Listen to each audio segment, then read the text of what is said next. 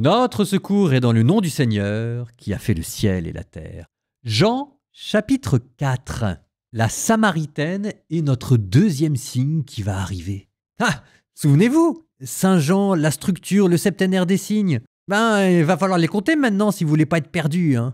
Ouais, rassurez-vous, je serai là, je vous prends par la main. Bonne écoute.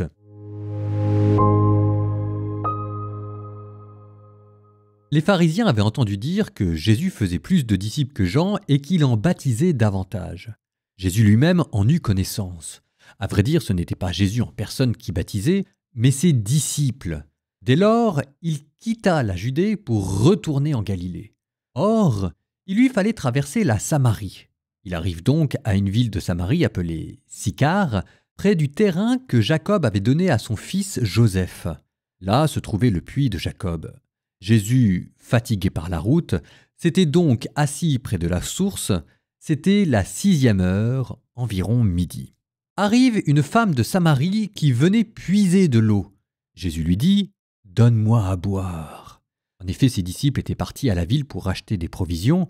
La Samaritaine lui dit « Comment? Toi, un Juif, tu me demandes à boire à moi, une Samaritaine ?» En effet, les Juifs ne fréquentent pas les Samaritains. Jésus lui répondit « Si tu savais le don de Dieu et quel est celui qui te dit « Donne-moi à boire », c'est toi qui lui aurais demandé et lui t'aurait donné de l'eau vive. » Elle lui dit « Seigneur, tu n'as rien pour puiser et le puits est profond. D'où as-tu donc cette eau vive? Serais-tu plus grand que notre père Jacob, qui nous a donné ce puits et qui en a bu lui-même, et ses fils et ses bêtes ?» Jésus lui répondit « Quiconque boit de cette eau aura de nouveau soif, mais celui qui boit de l'eau que moi je lui donnerai n'aura plus jamais soif, et l'eau que je lui donnerai deviendra en lui une source d'eau jaillissant pour la vie éternelle. » La femme lui dit « Seigneur, donne-moi de cette eau, que je n'ai plus soif et que je n'ai plus à venir ici pour puiser. » Jésus lui dit « Va, appelle ton mari et reviens. » La femme répliqua « Je n'ai pas de mari. » Jésus reprit « Tu as raison de dire que tu n'as pas de mari. Des maris, tu en as eu 5, et celui que tu as maintenant n'est pas ton mari. Là, tu dis vrai. » La femme lui dit « Seigneur, je vois que tu es un prophète. Eh bien, nos pères ont adoré sur la montagne qui est là, et vous, les Juifs, vous dites que le lieu où il faut adorer est à Jérusalem. » Jésus lui dit « Femme, crois-moi, l'heure vient où vous n'irez plus ni sur cette montagne, ni à Jérusalem pour adorer le Père. Vous adorez celui que vous ne connaissez pas, et nous adorons celui que nous connaissons, car le salut vient des Juifs.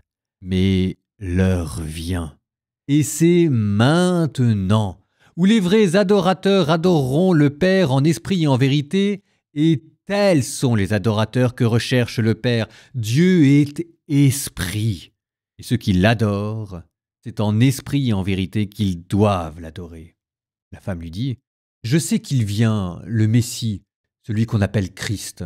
Quand il viendra, c'est lui qui nous fera connaître toutes choses. » Jésus lui dit « Je le suis, moi qui te parle. » À ce moment-là, ses disciples arrivèrent. Ils étaient surpris de le voir parler avec une femme. Pourtant, aucun ne lui dit « Que cherches-tu » ou bien « Pourquoi parles-tu avec elle ?» La femme, laissant là sa cruche, revint à la ville et dit aux gens « Venez voir un homme qui m'a dit tout ce que j'ai fait. Ne serait-il pas le Christ ?» Ils sortirent de la ville et ils se dirigeaient vers lui. Entre-temps, les disciples l'appelaient « Rabbi, viens manger !» Mais il répondit « Pour moi, j'ai de quoi manger. C'est une nourriture que vous ne connaissez pas. » Les disciples se disaient entre eux « Quelqu'un lui aurait-il apporté à manger ?» Jésus leur dit « Ma nourriture, c'est de faire la volonté de celui qui m'a envoyé et d'accomplir son œuvre. Ne dites-vous pas « Encore 4 mois et ce sera la moisson ?» Eh bien moi, je vous dis « Levez les yeux et regardez les champs déjà dorés pour la moisson. Dès maintenant, le moissonneur reçoit son salaire et il récolte du fruit pour la vie éternelle, si bien que le semeur se réjouit en même temps que le moissonneur. Il est bien vrai le dicton, l'un sème, l'autre moissonne. Je vous ai envoyé moissonner ce qui ne vous a coûté aucun effort. D'autres ont fait l'effort et vous en avez bénéficié. Beaucoup de Samaritains de cette ville crurent en Jésus. À cause de la parole de la femme qui rendait ce témoignage, il m'a dit tout ce que j'ai fait. Lorsqu'ils arrivèrent près de lui, ils l'invitèrent à demeurer chez eux et il y demeura 2 jours. Ils furent encore plus nombreux à croire à cause de sa parole à lui et il disait à la femme « Ce n'est plus à cause de ce que tu nous as dit que nous croyons. Nous-mêmes nous l'avons entendu et nous savons que c'est vraiment lui le sauveur du monde. » 2 jours après, Jésus partit de là pour la Galilée. Lui-même avait témoigné qu'un prophète n'est pas considéré dans son propre pays. Il arriva donc en Galilée. Les Galiléens lui firent bon accueil, car ils avaient vu tout ce qu'il avait fait à Jérusalem pendant la fête de la Pâque, puisqu'ils étaient allés eux aussi à cette fête. Ainsi donc, Jésus revint à Cana de Galilée, là où il avait changé l'eau en vin. Or, il y avait un fonctionnaire royal, dont le fils était malade à Capharnaüm. Ayant appris que Jésus arrivait de Judée en Galilée, il alla le trouver. Il lui demanda de descendre à Capharnaüm pour guérir son fils qui était mourant. Jésus lui dit « Si vous ne voyez pas de signes et des prodiges, vous ne croirez donc pas ?» Le fonctionnaire royal lui dit « Seigneur, descends avant que mon enfant ne meure. » Jésus lui répond « Va, ton fils est vivant. » L'homme crut à la parole que Jésus lui avait dite, et il partit. Pendant qu'il descendait, ses serviteurs arrivèrent à sa rencontre et lui dirent que son enfant était vivant. Il voulut savoir à quelle heure il s'était trouvé mieux.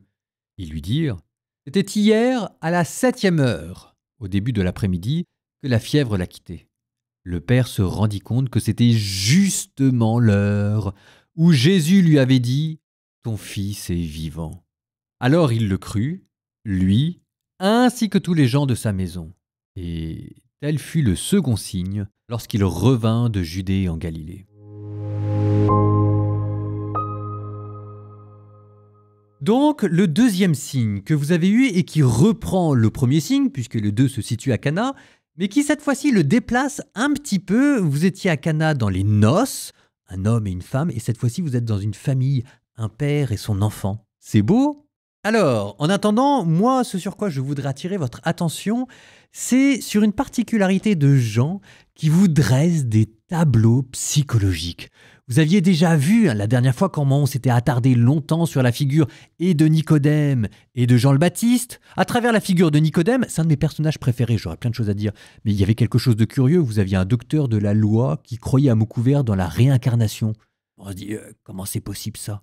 Et en fait, on s'aperçoit que dans l'Église, il y a plein de ces personnes qui ne sont pas toujours très au clair sur le dogme ou la vérité, mais qui sont attirées par les nouvelles religiosités. Et Jésus qui essaye de frayer son chemin à travers tout ça, je trouve ça extrêmement beau. Et en contrepoint de Nicodème, qui est une sorte de mystique qui n'y arrive pas, vous aviez la figure de cet autre grand mystique, cette fois-ci réussi, qui était Jean le Baptiste. Telle est ma joie et elle est parfaite. Donc des grands tableaux psychologiques et il faut sentir derrière le petit trait d'humour de Saint Jean. Ce qu'on appelle l'ironie johannique parce que tout est toujours à prendre au deuxième sens, au troisième sens et puis parfois avec un petit sourire. Par exemple, quand Jésus disait à Nicodème « Tu es maître en Israël et tu ne sais pas ces choses-là », il faut sentir là le petit sourire moqueur de Jésus. Et puis ces jeux de mots aussi. Il vous faut naître à nouveau et en grec à nouveau ça se dit aussi il vous faut naître d'en haut. Je vous dis ça parce qu'aujourd'hui, vous avez eu un des plus beaux tableaux psychologiques avec la Samaritaine. Alors, la Samaritaine, maintenant on a vu d'où ça venait. Deuxième livre des rois, c'est les descendants du royaume du Nord, l'empire assyrien qui avait envahi le royaume du Nord pour déporter les 10 tribus juives et qui l'avait remplacé par des tribus mêlées qui avaient adopté une sorte de syncrétisme religieux, adoptant éléments païens et éléments juifs. Ça vous donne la Samaritaine qui a une vie qui est assez loin de ce que proclame le Deutéronome en termes de fidélité conjugale. Et Jésus, sur ces questions-là, a des avis qui sont assez tranchés. Jésus vous dit que quand vous êtes remarié, vous commettez l'adultère. Sauf que là, cette femme, on ne connaît pas son histoire. Alors, est-ce qu'elle est allée de mari en mari parce qu'elle était volage ? Ou alors, est-ce qu'elle est allée de mari en mari comme on va de malheur en malheur parce que tout simplement, elle faisait ce qu'elle pouvait avec ce qu'elle avait ? Dans l'Église, on appelle ça, d'un terme technique, on appelle ça les situations particulières. qui est un terme, un euphémisme pour cacher une réalité pastorale. En fait, on ne sait pas très bien quoi dire, quoi faire. N'empêche que là, vous avez vu comment est-ce que Jésus, qui pourtant, je vous le disais, a des avis assez clairs sur la fidélité conjugale, ne commence pas par lui faire une leçon de morale. Il ne commence pas par la juger. Il commence par lui demander de l'aide. Il commence par se mettre en dessous. Donne-moi à boire. Ensuite, c'est là où c'est extraordinaire, c'est qu'il noue une amitié, et la manière dont il noue une amitié, c'est tout le monde qui se moque de tout le monde. C'est là où vous retrouvez cette ironie dont je vous parlais. J'espère que vous l'avez senti. Mais la Samaritaine qui se moque du Juif, vas-y toi, fais le prophète, vas-y, puise-moi de l'eau puisque tu dis que t'es si fort. Et de l'autre côté, Jésus qui se moque d'elle, en lui disant « Si tu savais celui qui te parlait, c'est lui qui t'aurait donné l'eau vive. » Enfin, c'est très très fin, c'est très très drôle. C'est cette manière que les grands pasteurs, que les grands curés, et par-dessus tout Jésus, ils ont l'art et la manière de désamorcer les situations humaines les plus compliquées avec un peu d'humour, en arrivant à rire de nos drames de la vie quotidienne. Ça n'enlève rien à leur drame. Et là, de fait, il y avait une haine multiséculaire qui opposait les Juifs et les Samaritains. Enfin, chaque année, il y avait des morts. Puis en plus, c'est un homme et une femme. Normalement, ils n'ont pas le droit de se parler. Et puis là, en plus, vous avez un homme célibataire, un prophète, avec une femme divorcée, remariée, et à la fin, on ne sait même plus très bien quoi. Et à la fin du dialogue, vous avez quoi ? Toujours pas de leçon de morale. Jésus n'a toujours pas tiré l'oreille de cette Samaritaine qui va de Marie en Marie, mais il l'a fait rêver sur ce que pourrait être la mystique, sur ce que pourrait être la religion, sur ce que pourrait être la prière. Tels sont les adorateurs que mon Père cherche. Enfin, il faut croire que cette femme au puits avait quelque chose de mystique en elle, parce que elle a tout de suite compris ce que ça voulait dire. Et voilà qu'il se passe quelque chose dans sa vie, qu'elle devient la première apôtre, qu'elle retourne voir les villageois qui probablement l'avaient marginalisée auparavant. Enfin, c'est beau, mais d'une beauté humaine, parce qu'en fait, c'est notre vie, c'est toutes les personnes qu'on croise, c'est nous-mêmes. On en est tous là. Qui a envie d'avoir des leçons de morale? Qui n'a pas envie de rêver sur ce que pourrait être Dieu et sa relation à Dieu? Et qui ne résisterait pas au plaisir de faire des petits jeux de mots et de se moquer gentiment les uns des autres? Enfin, c'est la vie, dans ce que ça a de plus dramatique, ces mariages ratés, dans ce que ça a de plus léger, ce petit libertinage autour d'un puits, et dans ce que ça a de plus merveilleux, la prière, la mystique. Enfin, c'est tout ça, ça c'est Saint Jean, c'est... Oh là là là là là là. Nous terminons par le deuxième chapitre du Cantique des Cantiques. Cantique des Cantiques, chapitre 2. Elle. Je suis la rose du Saron, le lys des vallées. Lui.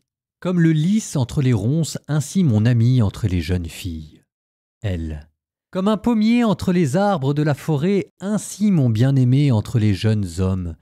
J'ai désiré son ombre et je m'y suis assise, son fruit est doux à mon palais. Il m'a mené vers la maison du vin, l'enseigne au-dessus de moi est amour. Soutenez-moi par des gâteaux de raisin, fortifiez-moi avec des pommes, car je suis malade d'amour. Son bras gauche est sous ma tête et sa droite m'étreint. Lui, je vous en conjure, filles de Jérusalem, par les gazelles, par les biches des champs, n'éveillez pas, ne réveillez pas l'amour avant qu'il le veuille.